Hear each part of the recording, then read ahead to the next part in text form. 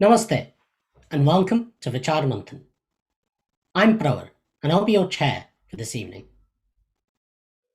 Vichaar Manthan, or VM for short, is a phrase in Sanskrit that literally means the churning of thoughts.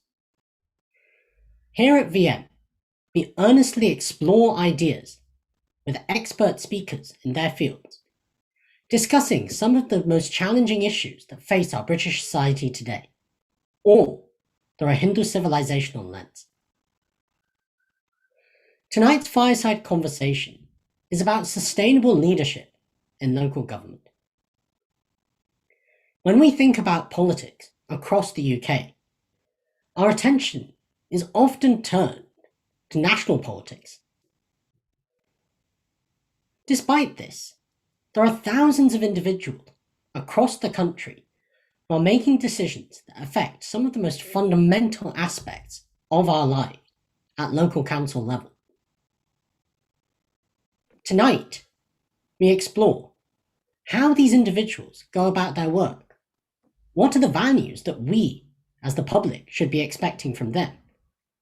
How do we enforce those values when they go wrong? And how we can move towards a more sustainable system of local government. We have two fantastic speakers joining us for today's conversation. Our first speaker is Dhanisha Patel. Namaste. Namaste, Dhanisha. Dhanisha is an elected councillor from Bridgend County Borough Council and was appointed as the Cabinet Member for Wellbeing and Future Generations in May 2017. That encompasses housing, the Youth Offending Service, trading standards, environmental health, and all the shared public protection services and sport and cultural activities. Dhanisha is the champion for anti-poverty, equality and diversity, children's play opportunities, the Welsh language, sustainability, and young carers. She's very active in the community, which she's represented since 2015. She's the chair of the Ogmore Valley Community Council, and she's also a school governor. Prior to being a cabinet member, Dhanisha worked in the legal sector, working for a number of international law firms, and she has experience in a variety of different areas of law, including residential conveyancing, commercial property, and construction law. Our second speaker tonight is Rajesh Singh. Namaste. Namaste, Rajesh. Rajesh is an elected Conservative councillor in Reading Borough Council, and he's the co-founder of the Conservative BAME Forum. By profession, he works as a program manager in the cybersecurity sector. Rajesh was first elected in 2018, and in 2019, he was re-elected as councillor for Kentwood Ward with a 10% increase in his vote share. He's the lead Conservative councillor looking after neighbourhood and communities in Reading. He works with community leaders and voluntary organisations on ethnic minority and Indian diaspora representation in grassroots politics, and he's been a core member of Alok Sharma MP's campaigning team in the last 3 general elections. So to start off our conversation tonight, by way of opening remarks, I'd like to ask both of you, and we'll start with Dhanisha first, what are the values that you think are most important for local councillors such as yourselves to uphold? So Dhanisha, over to you. Namaste, thank you. So reflecting on that question, I would say that the most important value is actually integrity. And I use this in the example that people like it when you say you're going to do something, that you actually do something. And so, for example, even if it is getting back to a resident, replying to an email, I think that all takes integrity, and that is the number one thing I hear residents wanting. You know, I don't like it when people say that, oh, I wrote to blah, blah, blah, and they never replied, or they never even acknowledged my email. So I think that is the number one thing I would say is the value that I try to live by. I always acknowledge all residents and pick up the phone, so I think integrity is probably the number one thing. I think honesty and accountability, openness, transparency, I think those are all values that residents appreciate, and so I think those are probably second tier, but definitely integrity is number one. Wonderful. Thank you, Dhanisha ji. And Rajesh ji, same question for you. What are the values that you think are most important for someone in your role? Namaste, Pravaji. Firstly, let me thank you for inviting to speak on this beautiful topic today on local governance. And I also like to declare that I'm a big follower of Vichaar Manthan. So all the good work you're doing, so more power to you on that. So it's a very interesting question, and Dhanisha ji has covered in a good way. So from my perspective, I would the values I hold tight is three: is integrity and authenticity and selflessness. And I'll tell you why. In the real sense, Pravaji, I'm elected by the people to represent them as their employee. And as a good employee, I need to make sure that I'm keeping my own goals and desires on side and doing the job best of my ability. But because the focus is on the local governments, I see the problem is twofold here when it comes to these values. Number one is the voter turnout on average for the local elections and for the local governance is 30%, compared to the national election is 70%. 70%. And despite most of the issues as a resident you're dealing with on day-to-day basis, which is closer to home, which is the road works, which is the the waste disposal, which is the council tax, which is the local parks, which is your town planning, homelessness, all these are very local, yet you see the percentage of votes is average 30%. And the second problem I see, Pawaji, is around the activities of the national parties is also heavily focused on the national issues, and it should be more focused, being rooted in the local communities. So that's the second issues. And the reason I'm saying that, because whenever you go as a local councillor, knock on a door, people are still voting for Boris Johnson or Jeremy Corbyn on that basis. So that needs to change as well at the grassroots level, I would say. So what it does, it kind of brings a complacency for the councillors. The number of councillors get elected for many years. Some of the councils are run like 40 years or 50 years by the same set of people. I mean, longer than Kim Jong-un of North Korea as a supreme leader. You have some councils been run by the same people for over 50 years. So they become very complacent, and that means your accountability diminishes. And therefore, we see all these issues come across where the councils are declaring bankruptcy, or you see the corruptions going up and all those things.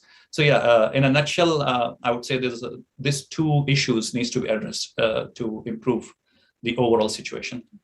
Wonderful. Thanks for that, Rajesh. I think both of you have touched on a number of things, and I'd like to go into detail a little bit and explore some of those. Starting off with, both of you are really clear about mentioning integrity. And actually, I think Dhanisha ji, you put it quite nicely, doing what you say you're going to do.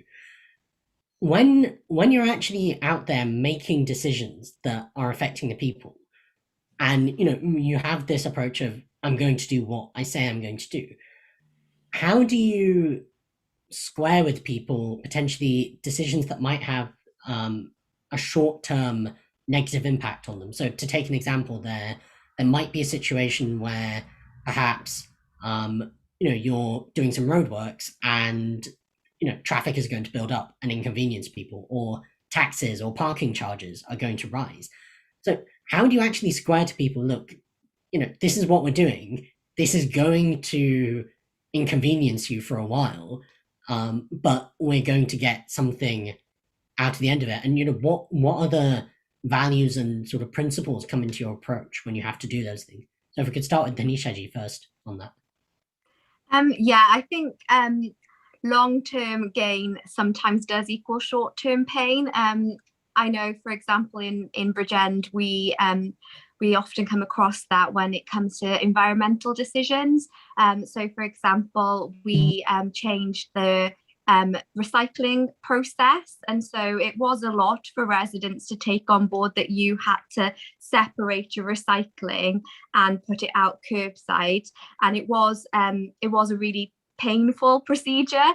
However, the environmental gains and, you know, the gains for the future generations, you can't put a figure on that.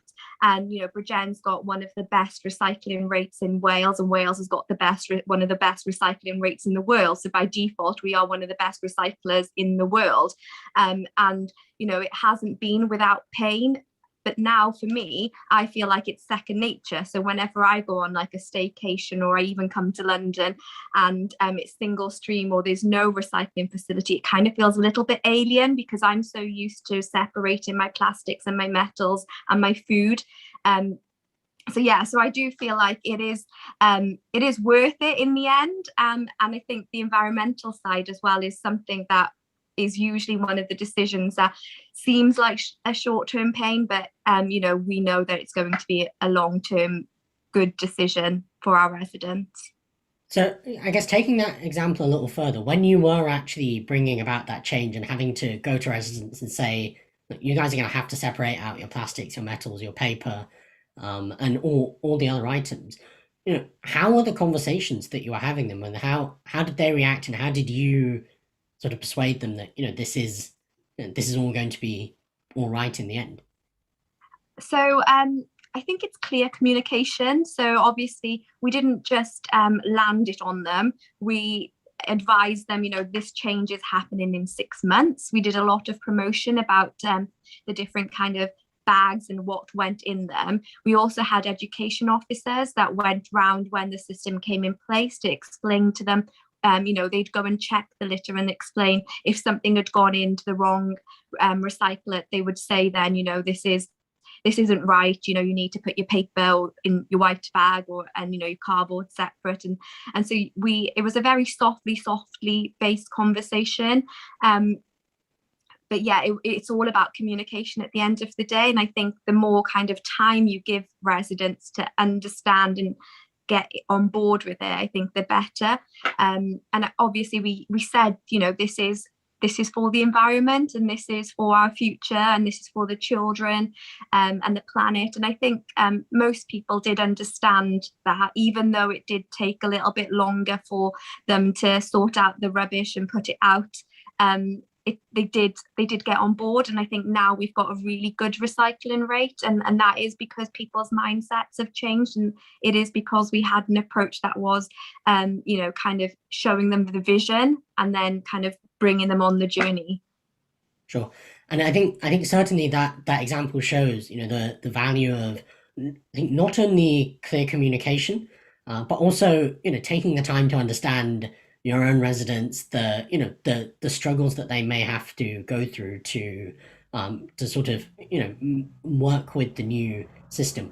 Rajesh, I guess same question to you. Would you adopt a similar approach, you know, when having to square those difficult decisions to your residents? And, you know, are there any examples of when you've had to do that?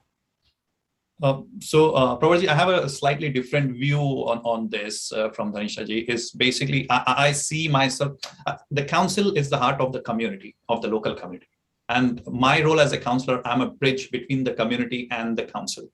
So my job is not to educate them what's right, what to do. You know, I feel they are empowered, they are brilliant, they know what's right or what's wrong. My job is to make sure their concerns, what's been raised by them. For example, if I can take the same example of recycling, we recently had something of reducing the bin size, gray bin size, and having the food disposal bins a separate one. And that caused you know, a lot of concerns, because when you're reducing a bin and then you have to recycle the old bin, and therefore again that kind of causes the climate environment issues as well. So a lot of residents who raise these issues have come back and with good suggestions as well, like I don't need a food recycle bin because I can compost my food in the garden, so I don't need it. So why this has been enforced on me? So my job is to take those concerns, make sure the right you know, officers have addressed those queries, and go back and communicate back to them, and make sure how my area thinks and react to that particular change which is coming in, which I do through a survey, which I do door-to-door knocking, and then make sure I take their concerns. And if there's 60% of people are saying they're not happy with that, I go in the community meeting and vote accordingly. I'll vote according to the the consensus within my ward. Even though if I agree with that change, but my ward want to vote in certain way, that's how I will do. Because again, I see myself as an employee representative of that ward, of that area, of those people who elected me. Sure. So I think what you're saying, Rajesh, in a way, is that it's important to listen to what your residents are saying. I think perhaps these two things come together a little, because I think Dhanisha ji, I'm sure in the example that you gave initially, listening to the residents was also crucial to helping them through that process, right? Absolutely. You don't know what their concerns are until they tell you what their concerns are, isn't it? Yeah. So I think perhaps we might be a little bit more along the same lines. Yeah. Okay, so we've talked so far about about integrity, about listening. I want to move the discussion on a bit further and touch on selflessness, which you mentioned, Rajeshji. So how for you, how does that selflessness sort of play out in practice? How does it shape the mindset according to which you go about your work? So that's again a very, very good question, Pravar. So I will start with an example. Like we have this issue in our area, which is big, which is the gypsies, the illegal encampment or unauthorized encampments, which happen very frequently in the Reading area. Personally, I'm like an absolute believer of people choosing their way of life. So I support that nomadic lifestyle because that's their choice, and then I fully kind of support that. But when it comes to my ward, when I see that there's 10 or 15 caravans has come and captured a park, which is used by the kids and children to play football or whatever, and suddenly the residents are saying that, look, we are not really happy about that. Even though I personally sympathize with that situation and I support that nomadic lifestyle, I have to go with the residents' view, because again, I'll put that in a point where I'm a representative of my people and I'm absolute Democrat, and I believe that in that. Sure. So I think from what you're saying, again, it comes back to listening. Yes. To an extent. Just to turn to you, Dhanisha ji. So Rajesh ji mentioned selflessness, and within Hindu Dharma broadly, we have this concept of seva, of selfless service, that's so central to much of our culture. Would you say that value's had an influence on your role and sort of how you go about it as well, Noor? Yeah. So I used to be the seva coordinator for NHSF. So seva is definitely something that runs through my blood. It is something, I was a volunteering officer at my students' union as well. So it's something that, really resonates with me. And I think for various reasons, the benefit on the community as well as the individual carrying out the action. So for me, definitely selflessness is something. And I think what we're often kind of as elected members accused of is trying to line our own pockets and being out for ourselves and that kind of negativity. And I'm not really sure where it comes from, but it is something that all elected members, whichever party, wherever they are in the country, kind of get told. And I just don't think it's true. If you look at our salaries or our allowances, hardly any elected member in local government actually claims expenses because of the negativity around expenses. And I think those expenses are put in place to help people from different backgrounds to be able to put themselves forward for elected positions. It's not fair if you can afford to take time out of your job, or if you're if you're retired, or that you can then go forward as an elected member, and those people that are in full-time jobs, have children, childcare commitments, can't go forward for elected positions. So I think that's something that we are often accused of, and and I think it reflects in the fact that hardly any local government elected councillors claim expenses. And I do think it is I don't think that anyone's in it for themselves. I honestly don't. I'm from the Labour Party, but Raj is from the Conservative Party. I don't think he stood to line his own pockets. I wouldn't have ever said that about anybody. And I think it is an actual putting yourself forward is an act of selflessness, because you are committing to a duty that you're going to represent your residents no matter what. You're never not a councillor. So I know my parents get a little bit frustrated because it could be 7 o'clock at night and someone's called me and it's a resident, and I will answer the phone, and they after the conversation they're like, they don't pay you enough. But for me, because of my kind of background with NHSF and volunteering and wanting to do do community activism, I feel like it's a natural progression to be an elected member. And if I wasn't an elected member, I still would have answered the phone if I was volunteering. So I just feel like it's a natural step. Sure. So I think from what you said, really, the very act of putting yourself forward to be in the position that both of you are in, is an act of seva, and is itself a manifestation of dharma. Just this whole idea of selflessness is also within our culture connected to another value, which is compassion, and which in Sanskrit, we would call karuna or prit, or there's various names for it. And Dhanisha ji, I know you've your cabinet responsibility is for well-being in particular, and I believe you've described yourself on one website as seeing your role as that of a confidant for your residents as well. So how do you exercise that value of compassion, and sort of how does it shape, especially some of the well-being related work that you do? Yeah. So I think for me, compassion comes from my compassion comes from the saying that the whole world is a family, and I always see my residents as my family, and so they may not be biologically related to me, but if they are someone's auntie or someone's child, I am going to have that care and duty towards them and want the best for them. So I think that kind of comes from there. And I think also one thing I try my best not to do, and hopefully I succeed at it, is not to judge anyone, and always and I feel like something that my residents say to me, which really bothers me, is, "Oh, I'm sorry to bother you," and I'm like, no, that's not what I want to hear. I was like, I'm here for you no matter what. You are not a bother, and just come to me with whatever your problem is, and I will either try and deal with it, I'll empower you to deal with it, or I'll signpost you on to someone else, but you're not a bother. And I think having those sorts of values at the forefront of your kind of engagement with residents really kind of shows what my compassion is. Sure. And I guess similar question to you, Rajesh ji, where does that value of compassion come into some of the particular areas that you work on, and how does it shape the way that you interact with people as well? Oh, Pravar ji, I'm sure Dhanisha ji will agree with me. It's a thankless job, right? So it's a thankless job, and there are days like you want to pull your own hair, but then suddenly what you'll have a resident.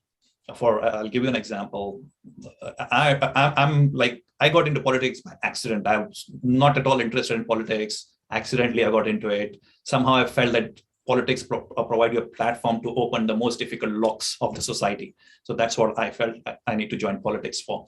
And then suddenly, and someone who's not been into politics understand those, environment, the social codes. It's more difficult to maneuver around. So to share the stories, actually, within my world, suddenly you have the situation where you're like suddenly not happy with the politics, but then you go and knock on a resident's door, and someone opens the door, and literally this man was like a 60-year-old man, a white man, who has his heart conditions, and he's looking after his granddaughter who's 16-year-old with severe disabilities. And that person is struggling to get his universal credit payments. And that really humbles you. I think it's the people, naturally, when you're in that environment, the compassion comes naturally. Unless you're a machine, that will not happen. But as a human, that definitely will, humbles you. So resolving that issue and seeing that smile on that person, that motivates you more to get involved. and so more numerous stories I can share. There was another lady, and she was during. I knocked on the door. She opened the door, and she was like in the tears, and then she was saying, "Sorry, I'm just dealing with my husband's funeral, and there's a sink problem in my kitchen, which is going on for a month. Could you help me with that?" So, this kind of things really, really makes you to have that human touch in your communication, and make sure you're humble and you're at the grassroots. I think that's what I feel, and that's what makes you compassionate. Also, my culture plays and comes into it. So definitely, I agree with Dhanisha ji there. Really, thank you for that, Rajesh ji. Just a quick note for our audience: we will be taking questions for Rajesh ji and Dhanisha ji a little bit later. So do please put those into the YouTube chat, and we'll get a chance to explore some of those. So I think just moving on to a slightly different topic. I think earlier Dhanisha ji, you mentioned honesty, and Rajesh ji, you mentioned transparency. So Dhanisha ji, if we could start with you on this, how in practice do you uphold that transparency, and sort of what systems are there that kind of enable you to do that, and for citizens to understand what's actually going on? Okay, so I always try and say to the residents that I will always get back to them with an answer that I haven't crafted. So, like, for example, if they say to me they've got an issue with something, I'll send in a referral, and I'll ask the relevant staff member, civil servants, we call them officers, to write the response. And therefore I haven't interjected my own personal thoughts or anything like that into the initial referral that the resident sends and the officer sends back. However, when I do then look at the officer's response, I do then have a look at it and say, oh, well, I don't know about you, to my resident, but I don't know about you, but like, I don't think this is quite clear, or I don't think this is quite accurate. Is there anything else you'd like me to ask? And I'm always very clear with sharing the officer's responses, so I don't edit them. I always, wherever possible, I will send them as they are, so that I'm not editing anything. That they can see that I'm being honest with my responses, and then also they can see that I'm on their side, in the sense that I've said, I've read this and I think this, that, and the other, and do you agree with me? Do you want me to go back and say that to them? And so I think in terms of like casework, I tend to use a very kind of very clear system, in terms of like I've said, I don't add anything into it.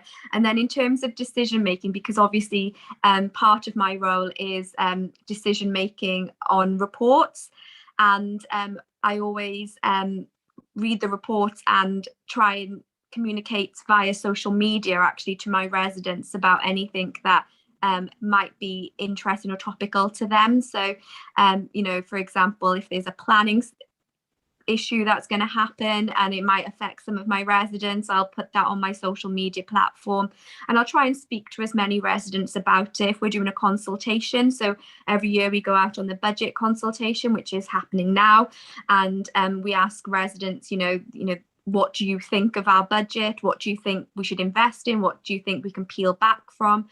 And where our priority should be? And I always share that with residents, so then they can have their say, and that impacts my decision making, and ultimately I'm accountable to them. And so they can then be like, did you see my response? Why did you vote the other way? Or that sort of thing. So so I kind of try to be very clear and open with my communication, and try and do it frequently and on a multiple different levels. So I do engage on social media, but I do then speak to lots of groups about key decisions to see, because not everyone's on social media. So I do kind of go around and speak to people as well.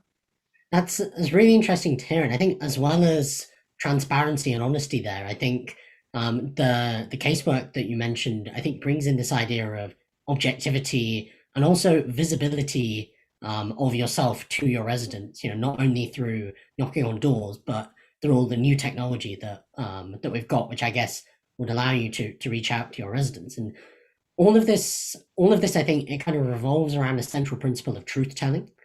And that too is, very much central to Dharma, central to our culture. We say that Dharma is Satya, is truth.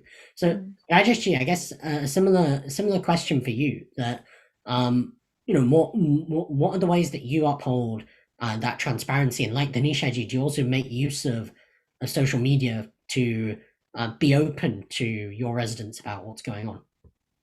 Yeah, so for me, it's really important when I go to sleep, I have a proper sleep. So that's why the transparency and the truth, everything, when you put it out, then you can sleep well at night. So that's really important for me. So I use the same channels. Like whenever there's a casework, there's some people just want to be anonymous and then reach out, as a private message. So I make sure that I follow that with the responsibility and the identity of the person is not revealed. And sometimes you just go and do a post, some of the post, any issue which is going on, you just post it on the social media. I have a social Facebook page, which, it's very active. People come there, comment there and provide their feedback. And I just don't rely on that. And secondly, I have something like, newsletters, which goes out. We just deliver what's been doing. So they're updated. They got my contact details if they need to come back and, reach out. So as much as, and I also if there's a motion or something coming in the council, if I voted other way around, I've explained them why I've voted that way and the reasons, and that also helps people make up their mind. So the beauty of grassroots politics is that I find residents are far more intelligent than we are. They know what's happening. But all you need is just that human touch, reaching out to them, talking to them, and make sure you're doing your job. Brilliant, Rajesh. And I think that also reflects something that Dhanisha-ji mentioned earlier, this principle of the whole world as one family, genuinely treating your residents like they are your family, again, which is central to our dharmic worldview. Again, moving on a little bit. So we've talked about a whole series of different values here. My next question is, what happens when things go wrong? And there are unfortunate occasions when things do go wrong. But what happens within the system, say when people haven't been open or people haven't upheld the truth whilst in office? Because as well as all these values, as local councillors, you're bound by the Nolan Principles, the 7 principles of public life, which encompass some of the things that we've discussed just now and more. So Rajesh, if I could start with you on that, how does the system work, and perhaps stop some of these principles being breached as well? Yeah. So again, there are some processes and policies in place to make sure the Nolan's principle is protected, and there's a standard committee meeting as ethics committee, which every council has, and they have to go through with any complaints comes in for the councillors or something that needs to be addressed, and that needs to be backed with evidence and those things. But unfortunately, sometimes it also this get weaponized to raise a complaint about your opponent or something you're not happy about, but it takes away a lot of time as well away from you. And the system does have its checks and balances in place. However, sometimes those checks and balances are not done at the right time, and I think that's because of the as I mentioned earlier, you become more complacent as a councillor when you're doing it for a very long time, and your accountability diminishes because there's no threat to you from losing your job as a councillor when you're getting elected again for 50 years or whatever. So the system is there, but the implementation side, I think it does need more correction and reforms, and a change needs to come in there. I personally see that way.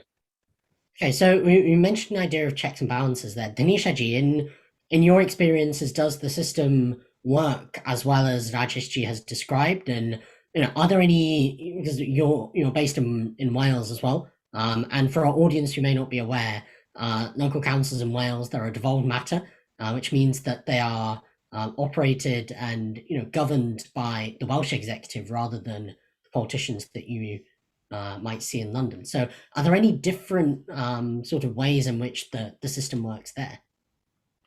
I think essentially it's probably the same. We have, I think Rajesh forgot to mention the code of conduct, which all councillors have to abide by, and that takes the Nolan Principles and practically applies them to your life. And I think so you sign the code of conduct, or we've definitely made that a thing in Bridgend. We also have the DBS checks of all councillors as well. So, all councillors are DBS checks. There are constitutional or legal things which disbar you from standing. So, you can't have a criminal offence against you. So I do think that there is a standard in order for you to meet, in order for you to stand for elected position. I don't think the standard is too taxing, and I think that's a good thing, because we do want to be encouraging a diverse range of people to stand, and so having no criminal convictions, I think, is a pretty low bar. And I think then the code of conduct is something that we all strive by. So it's things about how you should or should not engage with residents, with officers. So we have a certain way of working with our staff, which is reviewed by the code of conduct. We've also got things about kind of how to speak to people, what not to say, and there's a complaints procedure. So if the public think that you've breached the code of conduct, so that could be things about backhand deals, that sort of thing, not declaring an interest and making a decision that's you'll financially benefit from. Those are things that are covered in the code of conduct, which all councillors sign up for. And if you are in breach of them, then you can self-refer if you've realised that you didn't declare an interest, or you sat on something that you shouldn't have sat on, or someone who was there can refer you, or someone from the public can basically refer you to the ombudsman, so that they can, or the monitoring officer, so that they can see whether or not you've breached the code of conduct. And I think the code of conduct is something that I don't know if all residents know about, but that is kind of our rules that we have to follow. We don't have an employment contract, but if we did, it would be, these are the rules in the code of conduct. Sure. So I guess from what you're both saying, I think there's clearly a fairly robust system of checks and balances in place that, in theory, should stop things from happening that shouldn't be happening. I did note, though, Rajesh, you mentioned that you feel that perhaps the system is not being implemented well enough. Are there any changes to either the accountability mechanisms or to the system as a whole that might make local government more effective and deliver better outcomes for your residents that you sort of have considered or that you think would be valuable? Well, the system itself is so complex, and you got residents, you got your councillors, then you got your officers, right? And what happens, the priorities when it comes to the priorities of the council, and looking at the code of conduct that goes, probably below your 3-4 priorities on top. So I think that, and like the standard committee meetings that in Liverpool Council, that happened in 2012 last time. So clearly that's been not applied regularly. And about the Liverpool Council House, this corruption cases has been come up and all those things. And this number of other councils have failed as well. There's a bankruptcy in Slough Council, Coventry councils, and all those things. And I feel the check and balances is not working as robustly as it should. And most of the time, it becomes a reactive, process than being a proactive. So I don't have the answer for this right now. But I do believe this does need a kind of reforms that does need looking at it more closely. Okay, so you've said, Rajesh, that perhaps the system isn't working as well as it should be, and maybe some reforms are needed. Dhanisha ji, do you have any particular opinions on, is the system working as well as it could? Are there things that could be changed about the system more generally, so that things are better for residents? Or I think usually local government and local government reorganisation comes to mind when people are looking at saving finances as opposed to performance. I know in Wales that we had a number of conversations probably about 4 or 5 years ago about local government reorganisation, and I think it didn't reflect the value of local government. I don't think people realise like the half of what local government does. Like, we're not just about bins, but we're the ones that deliver education services. We're the ones that put social care and social care workers into people's homes. We help the NHS with recovery and hospital to home programs. We go into people's homes and put handrails and grab rails. We fund leisure centres and cultural activities. So it's not just it's not seen, I think, by the residents, and therefore I don't think that local government is broken.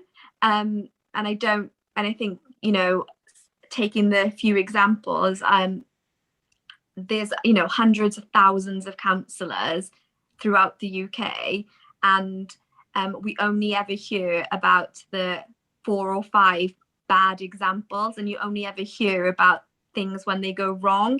You don't hear about the good stuff, about the co-producing of housing strategies. You don't hear about the fact that in Bridgend we've helped over 1,000 residents that were at risk of homelessness during the pandemic into homes.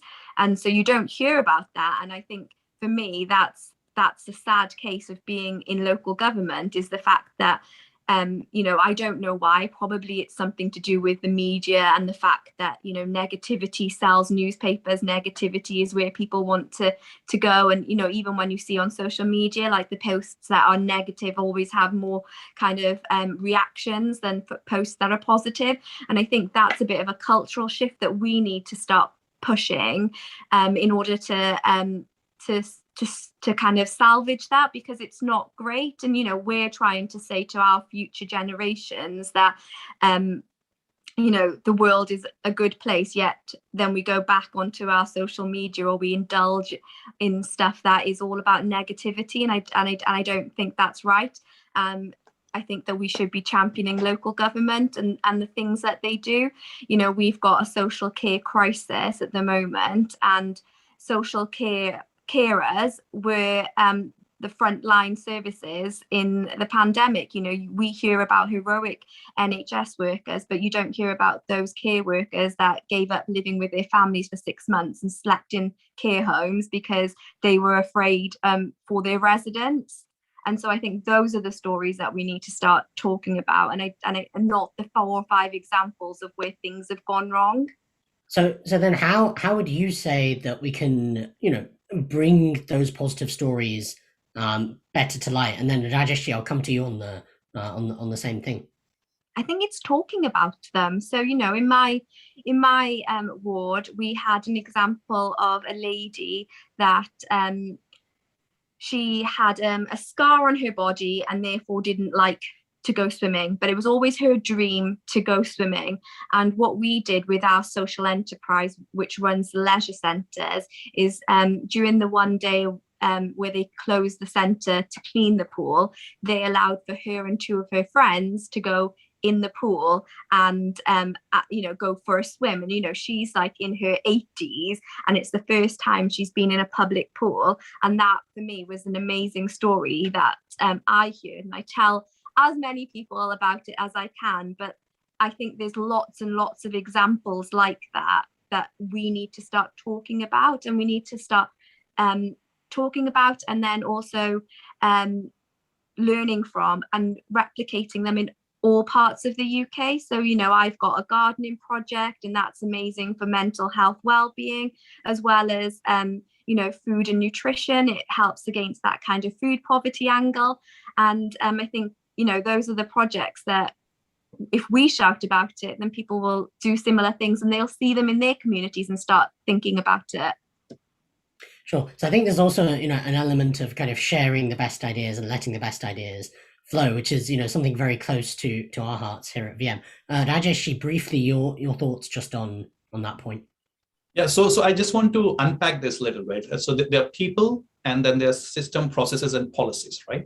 So I want to separate that. When it comes to people, as Dhanisha, you said, there's thousands of people, you know, at the front line working, and the officers, councillors, and everyone across the country doing a fabulous job. But then there are processes and policies or the system itself, which may need a bit of a rejig to complement the work that people are doing at the front end. So that's the systems we need to look at and see whether we need to reform those systems, so make it more, to make it more user-friendly to the people who are in the local government, and also which is adding value to the life of the residents. So when we have resident who's stuck in a process over 2-3 months because he has to go through all that red tape and everything, it's not delivering, it's of no value to me. And if people talk to me over the phone, like, okay, you have to go through this process, to give you an example of going on the council house to get a council house, and it takes you 2 years of time, and there's a lady with a young child sleeping on a sofa on his, it's not working. So you need to look at, as much as I want to support that person, and I'm sure Dhanisha ji wants to support that person, the process is stopping me to do that. So definitely we need to look at the system and the processes and reform them, and then that will add value to people who are working at the front line. Sure.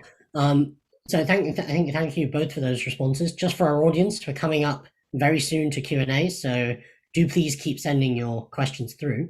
Just before we move on to that, I think Dhanisha ji, you briefly mentioned this earlier, about, you know, encouraging other people to become local councillors. Part of sustainable leadership is ensuring that change can, you know, go on for the long term, and that we can continue to positively influence society and create a flourishing society over time. And part of that is ensuring that we have leaders who are going to come in the future and keep bringing in those changes. So Dhanisha ji, I know you've been quite actively involved with some campaigns to encourage people to step up to be local councillors. Could you tell us just briefly a little bit about those? Yeah, so the main one at the moment that I'm involved in is the Be a Councillor campaign, which is run by the Local Government Association as well as the Welsh Local Government Association. So basically local government across the UK is running the Be a Councillor campaign, and essentially that it's on the website, beacouncillor.com or .co.uk even, and they have a whole bunch of FAQs and video clips that people can access to see what it is that a councillor actually does, and what skills and requirements are needed.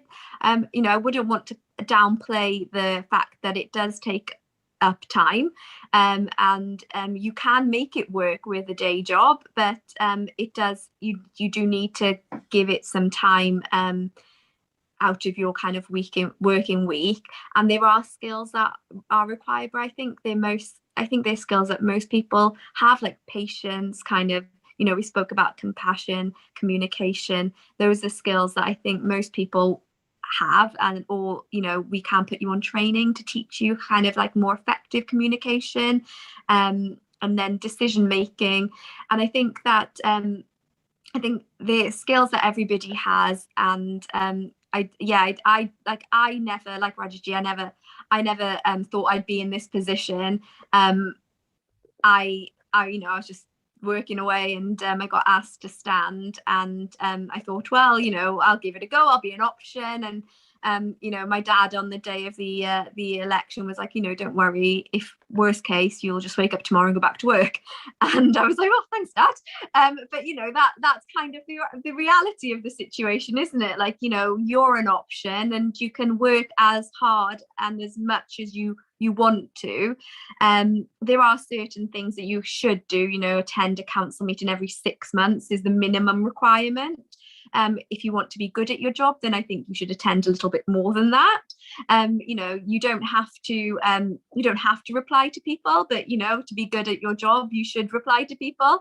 And so I feel like I think that if you want to make a difference, this is a really, really good position to be in.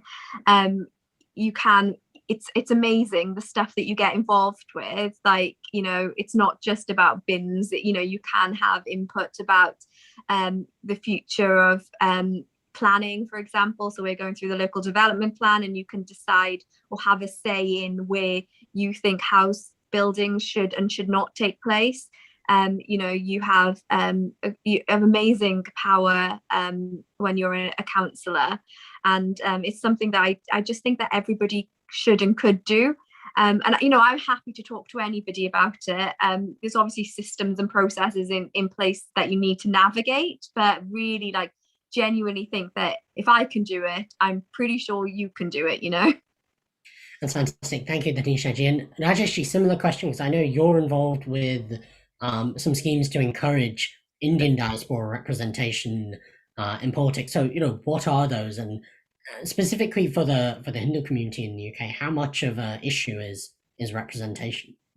Oh, that's I find it's a massive issue, because when it's come to education as well, as Dhanisha said, RV education, so you have SACRES in the council, which decides the syllabus, what's going to be taught. And I see there's lack of representation from our community. Somehow locally we managed to fix and got someone to sit here and see how that can be changed. And I see when it comes to the full council meetings, I don't see many Indian community coming with the issues and bringing an issue to the table, saying like, look, we have an issue, let's say a parking outside the temple, or we need a community center, so I see a bit of I would say as a community, we have failed to be a community-minded person. So I think that needs to be, see how that can be ignited in our community. We are very much focused on our careers. We are very much focused, on the individual development, and we somehow forget about the community. Things happens around us, and we need to realize as a policy, politics gives you the platform to bring the biggest change. And it's a type of seva. If you believe in seva, I think you should get involved at any level. Even if you have 2-3 hours, just join the council meeting, listen what's happening, what's the local issues, what's mattering to our other communities. So I think involve at any level, just engage, keep yourself engaged. If you're engaged, then you're empowered. Thank you, Rajesh. And I think it's a really nice message. Because what we're really saying is not only should there be people in the positions that you are both in, but also as residents, as citizens who are not in office, we too have a responsibility to do something to ensure that our society flourishes. We also need to get actively involved.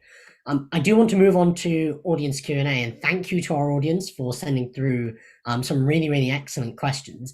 Rajesh, I want to put the first one to you, and the question's from Sharon. Sharon's asking, should elected leaders always respect and carry out what their residents want, even if that perhaps deviates from your own moral compass or what you feel is right for the community? How do you square that?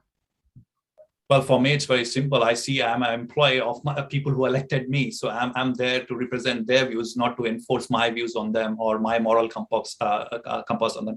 But my job is make sure I provide the evidence, right evidence. I provide the right information and try to persuade.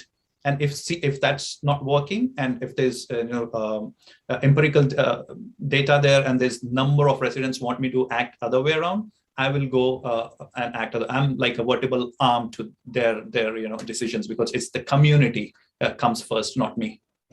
So I think that comes back a little bit to transparency that we talked about earlier. as well. Dhanisha, what would you say to that particular issue? I think it's never as easy as it sounds, and I think from my experience, it's never just black and white. And I always think that maybe they always look for a middle ground, if I possibly can. So I probably would say no.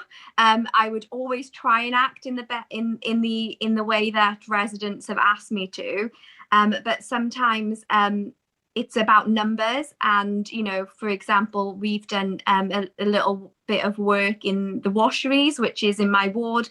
It was an old coal washery site, and we've now kind of put these wooden beams up, and, you know, kind of like burnt oak and beautiful sculptures. But then I did have a resident that came to me and was like, I don't think they should be there. I think they should be removed. And I just thought, well, you're just one voice. And I've had about 10 other people say to me that this is lovely. It's nice to see the council invest in here. It's great that you've done this. And I think that sometimes that one resident may have come to you, but you can't justify acting in the way that they want them to. So like, you know, that was a difficult conversation for me to have with that person, and I had to say that, you know, I'm sorry that you don't like them, but quite a few members in the community, including your neighbours, have said to me that they actually appreciate them and they think they look nice. So I'm sorry, but you're not going to have your way this time. But, you know, if there's anything else you want me to have a look at, happy to do so. Of course, and I think you perhaps touched on one of the biggest challenges in politics there, which is, you know, how to explain to people decisions that they don't necessarily agree with. And just thinking back to some of the things we talked about earlier around sort of listening and compassion, how important is in those situations, particularly as a sort of face-to-face connect with your residents and actually spending time with them? Yeah, I think that's definitely the way I prefer to operate. I think having a face-to-face engagement is my number one option. I always invite people to, obviously not with the pandemic, but it was always, you know, let's meet and we can discuss it in more detail. Because I think sometimes when you're on the phone, things get kind of lost in a little bit of translation, and also people feel like they've been on the phone for a little while. But I think when you're in a conversation face to face, you kind of time seems to escape you, and you can kind of go into other bits and bobs about what people are concerned about.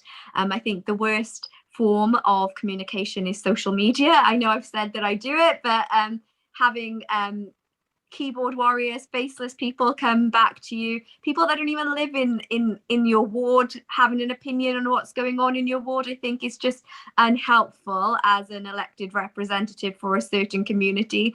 So I think that's probably one of the worst. Sure. And I think this moves on nicely to another of the questions that has come through from Vichaar. And Vichaar is asking, as leaders, what do you do to actually get a pulse of the needs and the concerns of your residents? So Rajesh, if we could start with you on that one, please. A number of things I do. So number one is just going and speaking to residents, door-to-door knocking, and finding out if there's an important issue. For say, right now we are going to bid to Reading becoming a city, so we have to put money and then bid for it. So again, I need to get the pulse. What the residents think is that they want the money to go for this bidding, or they want more toilets next to the park, or do they want the potholes to be filled. So, you know, so I need to go and get the pulse and then explain to them what value that brings to if it becomes a city, whether there'll be more investment, more jobs. So, you know, having those conversations. And number of things I consider as having a survey. And I also use social media, and I agree it's a worst form of communication, but it does give me to get an opinion as quickly and possible. So create a survey there and get the feedback from them. And I do have within my ward some like champions on each area. So which kind of acts as information hubs for me, and they kind of provide, okay, this is what's going on here. So yeah, so it's a combination of 3-4 things which helps me make that decision or put the perspective of my ward in the council. This is how my people in my ward wants to act. So you mentioned, champions in different areas there. Can you explain, who are these individuals? How does that work in practice for our audience? Yes. So usually in the community, you will have some people who are more active than others on a street, on a particular road. So, and this is the network you build as a councillor, to be honest, when you're out and about, and then you meet a resident who's much more involved than their neighbors in the local politics, and they kind of become your ears and eyes on the ground. And they kind of feed back to you what's going on. They will even let you know. Sometimes it's a lot faster. You get information from them than through a social media or even a news coverage. We had this Reading festival going on, and suddenly one of the residents said, "Hey, there's a lot of noise coming, and a lot of neighbors are complaining." And within 2-3 hours, I can see this, emails going and everything. But that person told me right advance in 3 hours before. I was able to, form my opinion there and make sure I'm ready with what's going on. So yeah, that really helps. Dhanisha, that's a tip for you if you want to, build something like that in your area. Oh, my parents are up until like this last year they owned the shop, so definitely that's my tip to you, is be the daughter of the shopkeeper and get all the gossip. Brilliant. So I think we'll moving on to the next question. I think Dhanisha ji, I want to put this one to you. And I think we mentioned some things about residents bringing issues to you. It might be the case that some of the issues that your residents are bringing to you, or that they might face, are actually operating at a level that's perhaps beyond what you can actually do as a local councillor, whether that's because that's dealt with at the Welsh level, or even in your case, if it's a reserved matter to the UK. So how do you address this in your work, and how do you actually explain things to them that, this is why I can't help you here? Because it's quite a complex system. Especially in Wales and Scotland and elsewhere. How do you help them navigate through that? I work really closely with our member of the Senedd and our MP. So I basically say to them, this is something that Chris can help you with, or this is something Hugh can help you with, and then I'll ask them, do they want me to send them? Do they want me to send on their email or raise it with them, or do they want to go directly to their offices? And I think it's quite simple, actually. People are still confused by it, but as long as I'm clear about who's responsible for what, I'm fine to take those referrals and pass them on. And when you do that, people feel that do people feel that, okay, my issue has been dealt with, or it's being dealt with, or do they feel that, okay, I'm just being palmed off to someone else? No, they completely understand it. Everyone I've done that to, they're like, oh, okay, great, thank you very much. Oh no, I'll contact Hugh's office directly, or I'll contact Chris's office. So yeah, I feel like it's never been an issue. Rajesh, have you had kind of similar conversations with your residents, and how have those sort of gone? Yeah, absolutely. I think a similar experience as Dhanisha. I think as long as you follow up and feedback and have that loop going on, I think that helps. You just I usually, when if there's a casework come in and I've pointed it to certain officer, I also open a casework as a councillor. So that means the officer has to come back to me and inform me that he has completed the work or what action he has taken. So that way I have a record of that. And then secondly, I'm also reaching out to the resident. I usually have a spreadsheet where you have, the cases and everything. And I kind of review that every week, where that casework is. And then I go back to resident and ask him or her whether that issue has been resolved. Like recently, there was a NHS worker. She parked somewhere and she got a fine for it. And usually during the pandemic, they were allowed to park wherever possible. But again, that became within 14 days, she has to reply back. And the officers denied her case. So she raised it with the local MP and myself. So I raised it with the officer, and then after a couple of days, went back to her, asked her whether it's been resolved or not. So you're in a constant communication there, and making sure you're not leaving the cases to the wind and expecting a magic wand will come and resolve the issue. You have to make sure you go and talk to and find out it's closed. Sure. So I think from what both of you have said, it also comes back to that honesty, that transparency, and sort of genuinely listening to your residents and just being open with them. And accountability. And you need to be accountable. Yeah. And there's another question that's come through from Anamiko, who's asking, suggesting, so for us to have a sustainable system of governance, especially at the local level in this country, we want that system to be corruption free. So I think Dhanisha ji, you touched on this a little bit earlier with the code of conduct.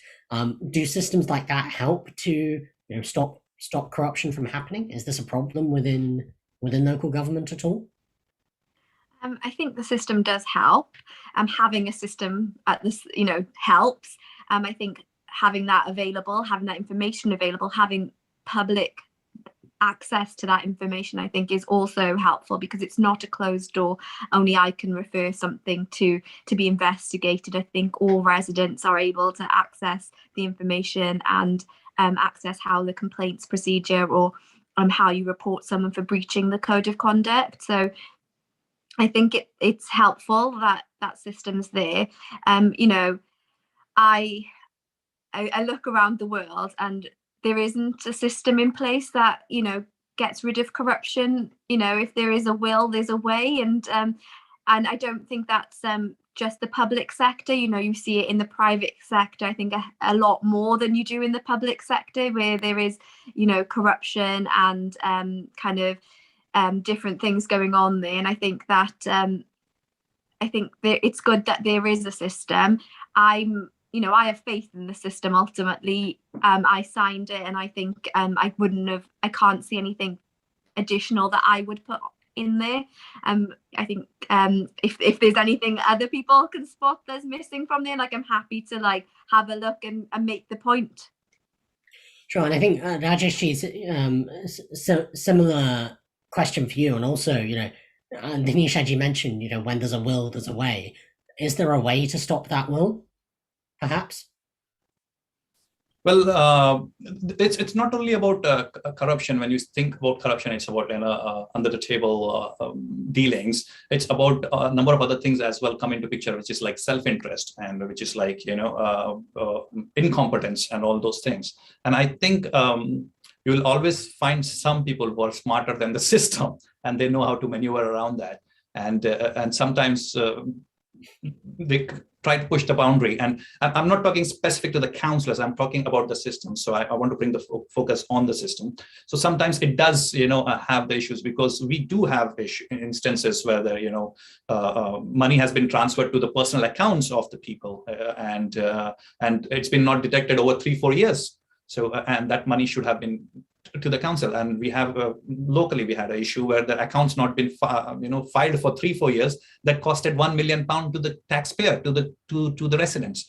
And we do have that instances, now and then around in the local governance. So in terms of rectifying that, I think it comes with more people when the residents are more actively involved. They're questioning more, and then they're standing on these issues. I think that's when it comes and becomes a deterrent, far much better deterrent than the systems itself. It's the people will become. But however, they are losing interest in the politics, because they think all the politicians are there for the self-interest. So yeah, it's a situation, catch-22 situation.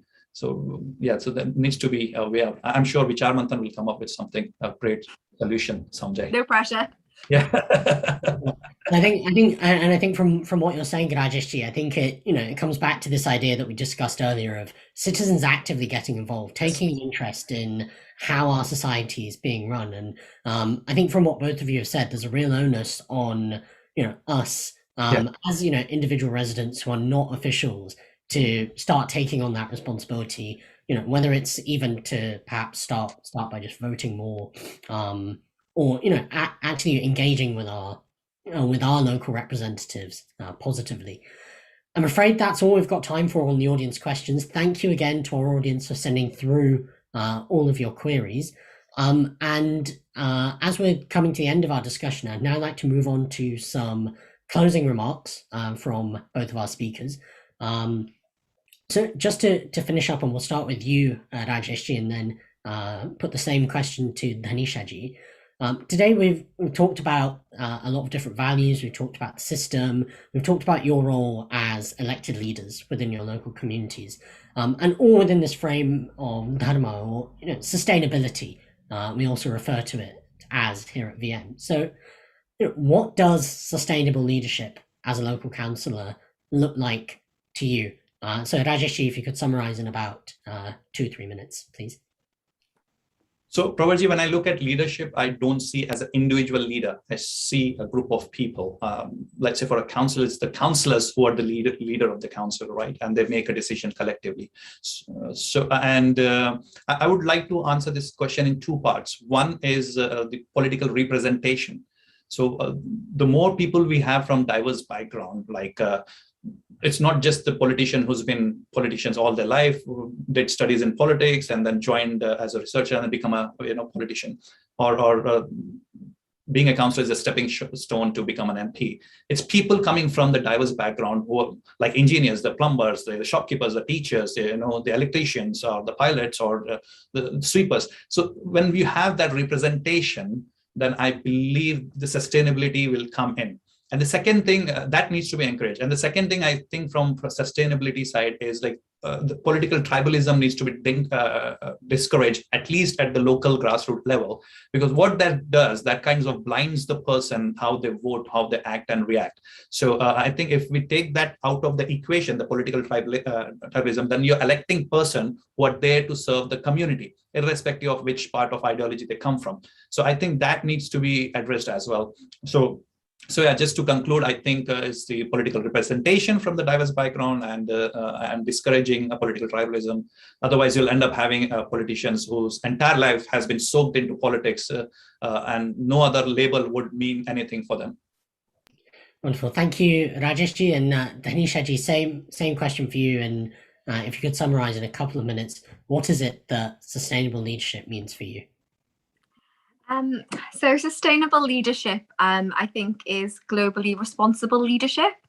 I think that in Wales we have the Wellbeing and Future Generations Act, and it has with it 7 wellbeing goals, which I 100% support. So it's about prosperous Wales, a resilient, cohesive communities, vibrant, recognizing the role of culture and equality within the country. And I think those are the kind of goals that I think that sustainable leaders should be living by.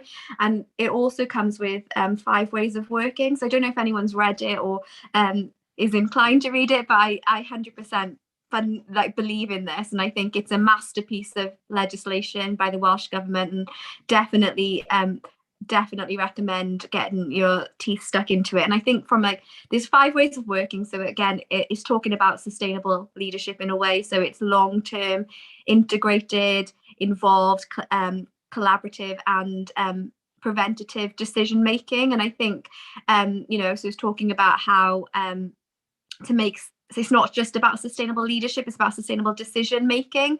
And I think that that's important, about making decisions that are for the long term, that involve people, that you make with other people or organizations that are interested in the same area. So you're not kind of competing with each other. You've both, say for example, housing, we've both got an interest in eradicating homelessness, so you would work with your housing partners to collaboratively come up with something or co-produce something. So I think that for me is definitely where I would recommend people to go. So I think sustainable leadership is about sustainable decision making, and the Wellbeing and Future Generations Act is definitely something that I would recommend that if anyone's interested in, read it, because I think it's also on par with Hindu values and decision making as well. It talks about the environment, it talks about letting kind of people live together in cohesive communities. So I think it's absolutely amazing. It covers everything that you'd want it to cover. So so I won't rabbit on too much, but yeah, that's me. I think that. Wonderful. Thank you, Dhanisha ji. Thank you to yourself and to Rajesh ji for joining us for. It's been a really fascinating discussion tonight. So this evening we've discussed a whole series of values, that we might expect our political leaders at a local level to uphold, talking about integrity, selflessness, compassion, transparency, and visibility. We've had a look at the system, how well that system is working, how the Hindu community and how anybody can step up to become a local councillor and take on this role that, in many ways, as we've heard tonight, is itself the embodiment of dharma, of selflessly serving your community in the interests of that community, flourishing together. We've also heard that it's not only about the people who are elected in our society. A lot rests on us as individual citizens, individual residents, regardless of where we live. We've heard tonight that we also need to take an interest in how our system's working, that we have a role to play in ensuring that the system is able to deliver good outcomes for the benefit of all. Once more, I'd like to thank our audience tonight for joining us and for sending through all of your questions and queries on the YouTube chat. Vichaar Manthan is a voluntary organisation, and discussions such as the one that we've had tonight wouldn't be possible without the help of our well-wishers. We'd like to thank our well-wishers for the continuing support that they're giving us. If you would like to become a well-wisher, you can click the link that's been posted in the YouTube live chat or scan the QR code, which you can see on the slide on the screen in front of you. If you'd like to become a member of Vichaar Manthan, find out more about events like this and all the other things that we've got going on, you can hit the subscribe button below to get notifications from our YouTube channel, or you can join our mailing list to get all the updates via email. And you can find that on our website at www.vichaarmanthan.org/mailing list. In addition to our fireside conversations and panel discussions, Vichaar Manthan runs 5 book clubs across the country every week, discussing books on a variety of topics, all the way from geopolitics to poetry to the environment. We've also got the VM podcast, which is available on our website and wherever you get your podcasts. I'm afraid that's all for tonight, but we'll be back in 2 weeks' time for another fascinating discussion entitled Does Music Education Matter? And we'll be talking about music, emotion, and the impact that it has on our daily lives. That will be right here on YouTube Live on Saturday, 2nd of October at 7 p.m. UK time. Until then, namaste, thank you for joining, and good night.